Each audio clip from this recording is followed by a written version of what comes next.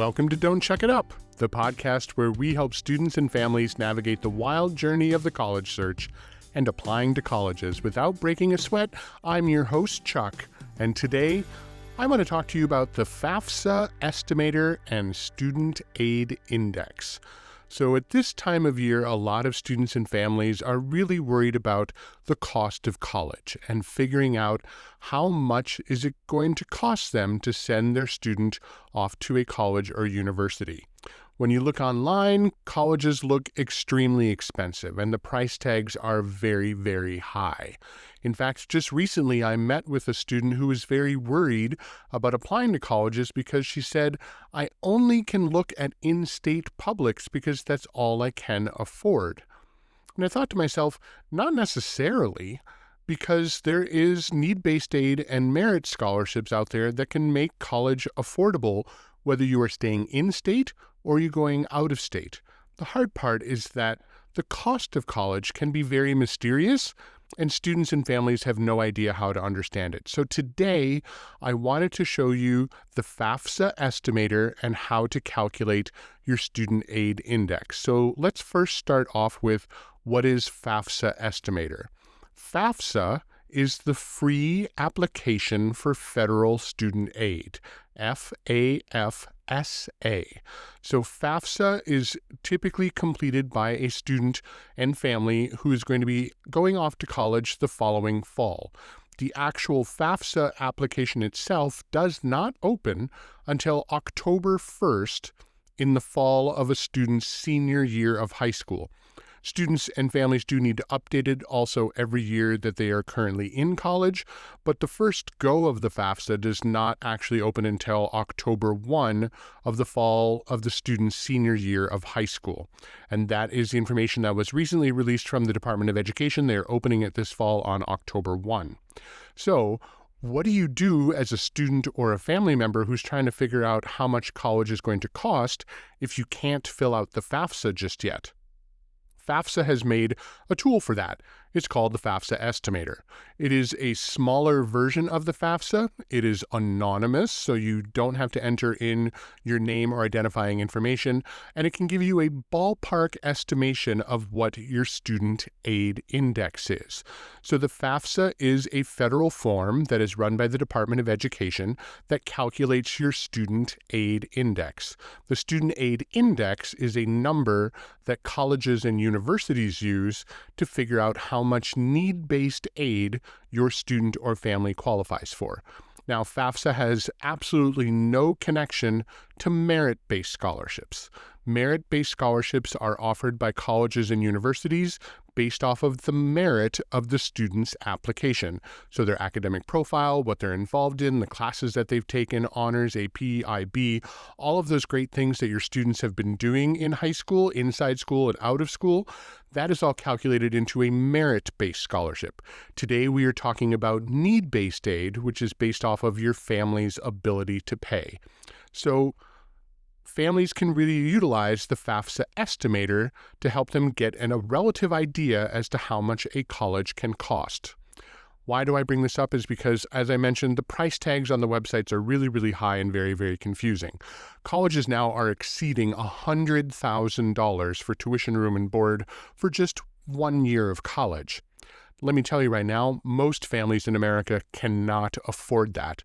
So the FAFSA Estimator and the Student Aid Index, or your Student Aid Index, will help you understand how does that particular college use that number and then help figure out what aid is available for you to be able to afford that experience. So let's dive right into it so you can see what the FAFSA Estimator is, and I can explain how to fill it out and also what you can do with the number once you've completed it. If you're listening on the podcast, I will try and walk you through this audio-wise, but I highly recommend that you either check out the Spotify video version of this podcast or check it out on YouTube. Don't Chuck It Up. Search for that on YouTube, and you can see the video of this as well. So let me just pull up the FAFSA Estimator here. All right, so if you go into your favorite search engine and search for FAFSA, F-A-F-S-A, Estimator, the first website that comes up should be the correct one. And this is studentaid.gov/aid-estimator/. So this is part of the FAFSA website, and it is the actual estimator. So again, this is not the FAFSA itself. This is an estimator, so you can see how does the FAFSA view your information and what your student aid index likely could be. So think of this as you're getting kind of an estimate on a purchase. So you want to say, okay, do I qualify for this home loan or do I not? Do I qualify for this car loan or not? This is kind of the same thing, but we're doing it for colleges and universities. So there's a lot of information on this page. What you need to do is go to the big blue button that says Start Estimate. So what I'm going to do is I'm going to fill this out as a fake, not real student to show you what happens and what it looks like. I'm going to walk through the different questions. So this first page starts off with your student information. So the FAFSA is really connected to the actual student, but the parent is providing financial information about the student and about themselves. But FAFSA is connected to the student. So for the student's date of birth, this is just trying to make sure that the student is under the age of some of the federal programs. So I'm going to give this student a birth date that basically makes them turning 17 this year. The next question is asking about student marital status. It is student's marital status, not the parent. If you're the parent filling out the FAFSA estimator, you need to make sure, are you filling out the student portion of it or the parent portion of it? The questions are slightly different. So right now we're in the student section. What is the student's marital status? For 90+% of you, it's going to be unmarried because your student is probably not married.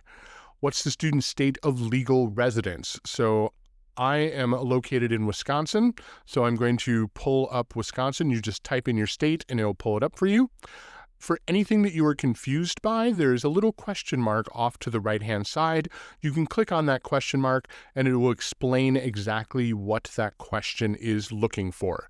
Do not hesitate to click on the question marks because some of these questions can be slightly confusing, so those are very helpful information for you. So when the student begins in the 25-26 school year, what will their grade level be? So we are going to fill this out as if my student is going to college this particular fall. Right now, the FAFSA estimator and the FAFSA itself is only available for students who are starting college in the fall of 2025. If your student is starting college in fall 26 or beyond, pretend that they are starting in the fall of 25 so you can get the estimate right now. This will all update to the future year after October 1st. So we're going to say that our student is a first year, better known as a freshman, and we're going to hit continue. The next question is about student personal circumstances. So they are wanting to know, does the student have children or other dependents that they support? So this is again talking about your student, not about the parent's circumstances. For the vast majority of students, the answer to this question is no. Then it pops up a list of student personal circumstances. What the federal government is trying to figure out is, does your student qualify for any state or federal programs that could be available to them through FAFSA or through other agencies? So the most common answer for this question is does not apply, but here what it lists. It asks, is the student currently serving in active duty or a veteran of the U.S. Armed Forces? Is any time since the student turned 13 were they an orphan? In other words, not living with a biological or adoptive parent. At any time since the student has turned 13, were they in foster care or a ward of the court? The student is or was legally emancipated minor or in a legal guardianship. Or the student is unaccompanied and homeless. Again, a couple of these have question marks if you want to know more information. As I said, the most common answer for most families is going to be none of these apply. We hit continue, and now we are in the parent section of the estimator. So in this instance, you need to read the instructions specifically. So if you're the parent filling this out, for the purposes of the federal student aid estimator, parent means the student's legal, biological or adoptive, legal parent or step-parent. A parent's marital status helps students determine whom to list as a parent when filling out the Federal Student Aid Estimator. So when you're filling out the FAFSA itself, a student has to list if their parents are married, separated, divorced, single, whatever it may be, because that is going to impact what parent is going to be expected to fill out the parent portion of the FAFSA. So for our example right now, we are going to say that the student's parents are married. And then auto-populates onto the next page. For the student parent's state of legal residence, you're going to kind of go, well, the student already listed that they live in Wisconsin for this example. Why would the parents live differently? Well, for some students, they may actually be attending a school in a different state or legally live in a different state. So I'm going to say that everyone lives in Wisconsin for the purpose of this example. Next is the family size. How many people are in the student's family, including the student? I often have families fill this out incorrectly. So you're going to count every human that currently is living within your household. So if you have aunties, uncles, grandmas, grandpas, those count as well, and anyone else that is living in the household. So whether you have a newborn all the way up to a possibly adult student or a young adult who's currently still living with you. For the purpose of this example, I'm going to say 4. The next question is asking about parent income and assets. So first it's actually going to ask about the students. So did the student's parents, it's asking about the student's parents. So you're still on parents. Did the student's parents file taxes in 2023? For the purpose of this example, I'm going to say yes. So now it's going to ask questions, and you may want to have your tax information to help you fill this out unless you know this off the top of your head. The first question is about parent income. What is a parent's adjusted gross income? It does have a blue link where you can say where to find this information, and that will show you exactly where on your taxes, on your 1040, you would be able to pull up that information. It does say if you have a huge number or a negative number, what to enter in those instances. For something really easy to figure out, I'm just going to put $100,000 as parents' adjusted gross income. The next one is about parent assets.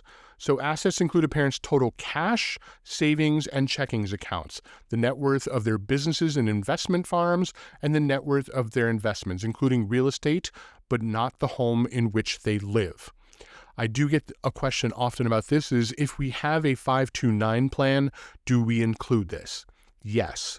If you have a 529 plan, that is considered a savings account, so that would be included in this parent asset as well. For the purpose of this demonstration, I am just going to say that parents have a total asset in their cash and savings of, let's just say, $10,000. I'm keeping the numbers simple so that it's easier to figure out. The next question is, how much child support did the parent receive, if any? So for those of you who have gone through separation or divorce, if you are receiving child support, you would need to list that here. For the purpose of this example, I'm going to say 0. Now we're on to student income and assets. So the biggest question is did the student file taxes in 2023?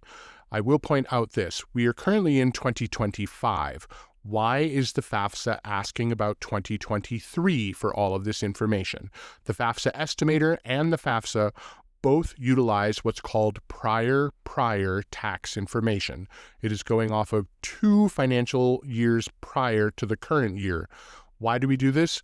To make sure that the vast majority of students and parents have completed their tax information and you have this information available to you. This is a switch that happened many, many years ago to help families fill out the FAFSA a little bit easier. Back in my time, when I was a teenager, you just used the previous tax year, and many students and families were reporting that their taxes were not done, and they were having a hard time filling out the FAFSA Estimator or the FAFSA itself.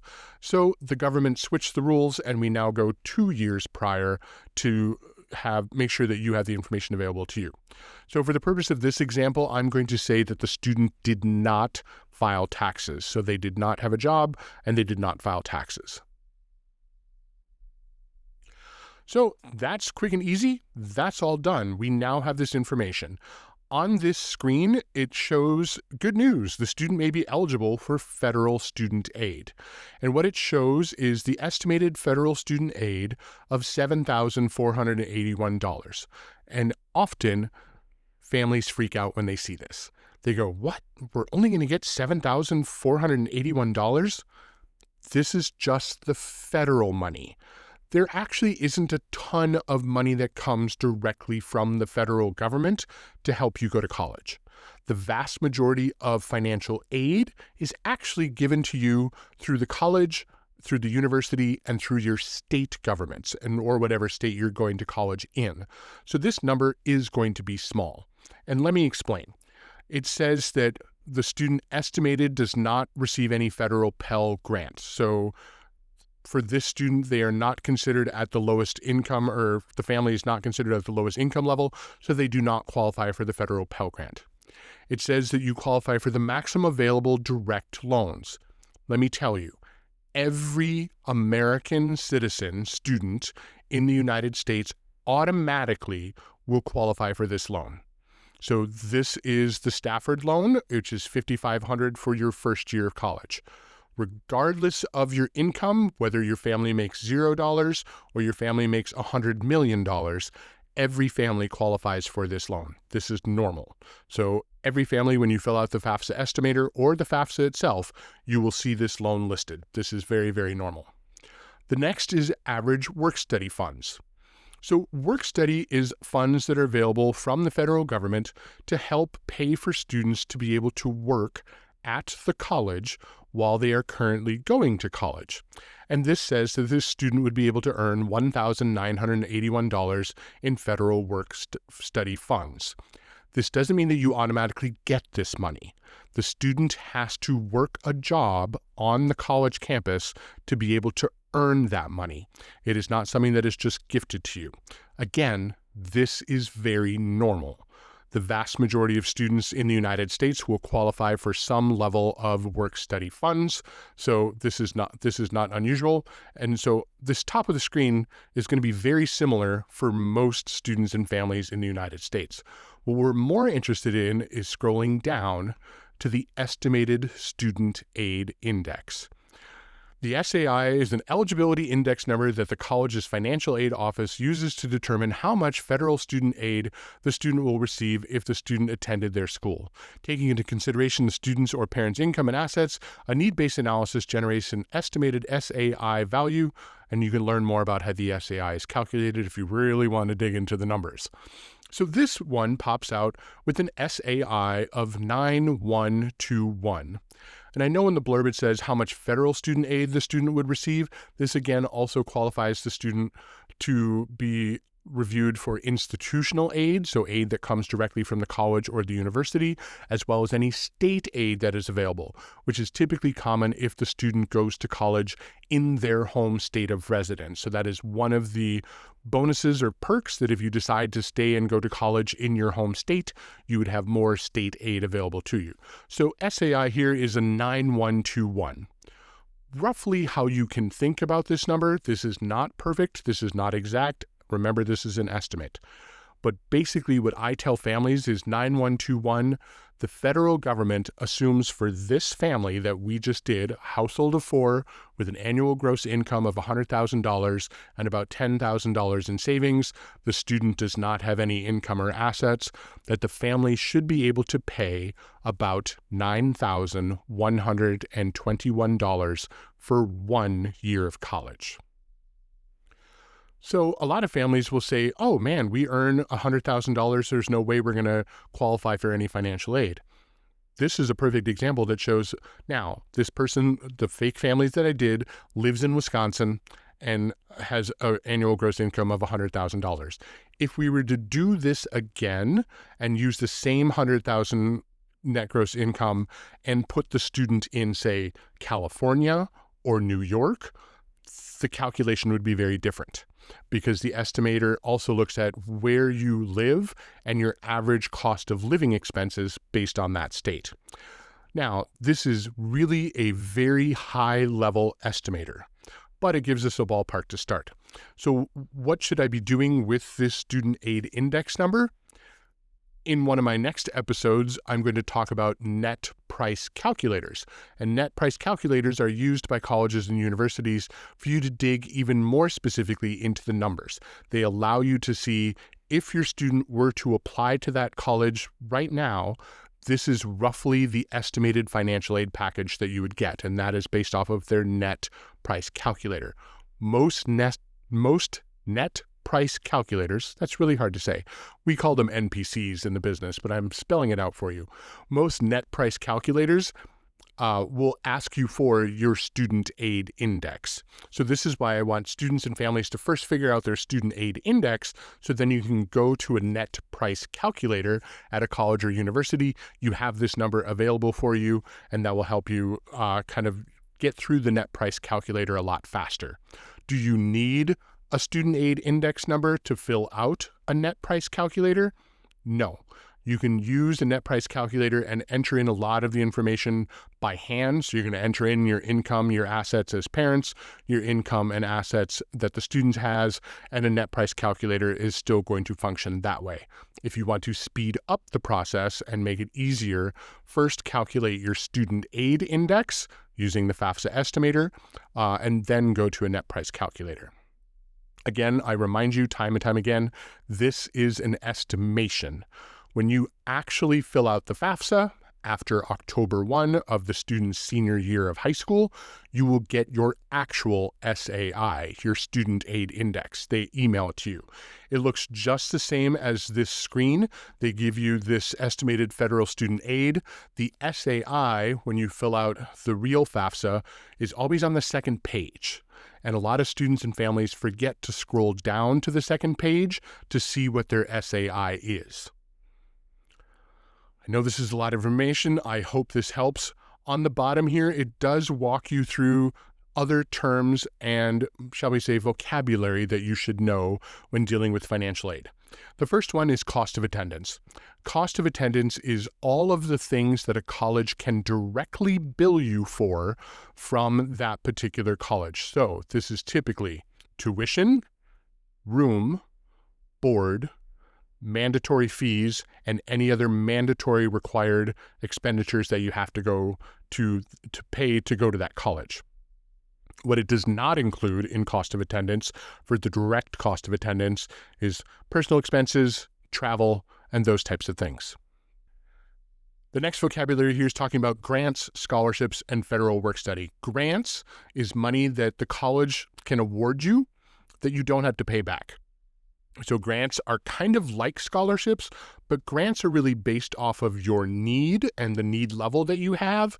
They are not based off of the merit profile that your student is submitting with their application. So while your student is applying to the college or university through admissions, parents are working on the FAFSA and possibly other financial aid applications or documents and applying through the financial aid office. So both parents and students are involved in the application process, but students are filling out the application for admission, which is directed towards the Office of Admissions, and parents are working on the financial aid application, which is directed towards the financial aid office. They do talk to each other, but they are two separate offices. Work study, I've mentioned before, is a way to pay for college by working on the college campus. I had a work study job all the way through college. In fact, I had several different ones. It was a great way for me to earn some money. My parents and I talked about the fact that my work study job was going to be my spending money. So that's what I used to pay for, pizza, the random coffee, if I needed to buy personal items. So instead of putting it towards tuition or the cost of attendance, I took my work study money and that was my own personal spending money. That is a conversation for students and parents to have. If a student is working in college, is that money going to be used to pay for college itself, so the cost of attendance, or is that money going to be used by the student for personal expenses? And then they also recommend scholarships. So there's a link here to bring you to more information about grants, work study jobs, and scholarships. As I mentioned, state aid. So a student's home state may be able to help pay for college expenses. Contact your state grant agency to find out more. You also can contact the college that you are applying to and say, is there any state money available if I go to college in state? Keep in mind that out-of-state aid often costs more than in-state aid. So a student who attends a college or career school outside of their legal state of residence will usually end up paying more. This is generally true. I will tell you that there are many public institutions that are trying to recruit students from other states. So they've now eliminated the out-of-state cost, and there's just one cost for all students. So when you go to a college, you may notice that there's only one cost of attendance for public institutions. There isn't a separate cost for out-of-state. That's because that college is really trying to recruit students from other states, so they have gotten rid of the out-of-state cost, and there's only one state cost. If you're looking at private institutions only have one cost. They don't have a different price for in-state or out-of-state. That's why applying for need-based aid is critical for private institutions, because private institutions have access to more scholarships and typically have access to more financial aid. So you're going to want to fill out the FAFSA and the FAFSA Estimator if you're considering attending a private university or college. But when you look at the price, you're going to be like, why do privates cost so much and why is there only one price? Because they only have one price. They don't switch for in-state or out-of-state. So as it says, the next step on here is to actually complete out the actual FAFSA form, because this, again, is just the estimator. Remember, that does not go live until October 1st of the student's senior year of high school. Both the students and the parents are going to have to create a FAFSA account, and that is going to be used, as I said, every year that the student is in college. So keep your FAFSA login information secure and make sure you have it. I needed mine all the way through undergrad and through graduate school. So once you get logged into FAFSA, save those passwords, save that login information, because you're going to need it for a while. So this is a little bit about the FAFSA Estimator. I hope this has been helpful. If you have any questions, or you fill this out and something just doesn't make sense, or you get your student aid index back and you go, holy moly, that does not, how is that going to work? Feel free, reach out, comment, question, send me a message, email me. I am happy to help you out. Keep in mind that the lower your SAI is, the more likely you are to qualify for more financial aid, need-based, either federal, state, or institutional. The higher your SAI is, the less likely you're going to qualify for need-based aid, but you still might qualify.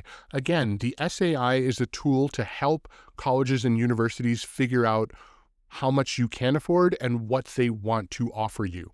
I have seen students with high SAI index still get substantial financial aid awards because the college goes, yeah, this family can afford it, but we really want this student, and we are going to award this student more financial aid in order to entice that student to come and enroll in our college. I have also seen the opposite. This past year, unfortunately, I was helping a student who lived outside of the state of California, had applied to one of the public institutions of California, got admitted to University of California, I forget which campus, but they didn't get any financial aid. They qualified. They had an SAI actually similar to our sample student, which was about $9,100. But the college or university said, you've been admitted, but we're not going to help you. If you want to come here, you have to figure out how to pay for it. I will say that they were offered to be able to take the entire thing out in loans. And I told this student and their family, I said, that is not worth it. You are going to be taking out somewhere to the realm of $50,000 or $60,000 per year in loans, which means that that student would have graduated with over or nearly $250,000 in student loans. And I just said that's just not worth it. I don't care how great you think that college is, that is not worth it. Let's find you something that is a fit. So remember, the goal and what I'm really trying to help students and families do is find colleges that fit you academically, socially, and financially. Let's find these places where you feel like the academic programs are a great fit for you, the social environment, the vibe, the location is a great fit for you, and financially, parents, you feel like this is something that you can afford without sending yourselves into a ton of debt, without your student having to graduate with a ton of debt. I am happy to help you navigate this process and find those places that fit you. So please do contact me with any questions. If this podcast or video has been helpful to you, make sure you like it, share it with a friend, comment on it, and let me know if you have any questions or something that I did not cover in this video about FAFSA Estimator and the Student Aid Index. Well, folks, that's all the time we have for today, but fear not, we will be back next week with more tips and tricks to help you conquer the application process like a boss. Until then, remember, don't chuck it up.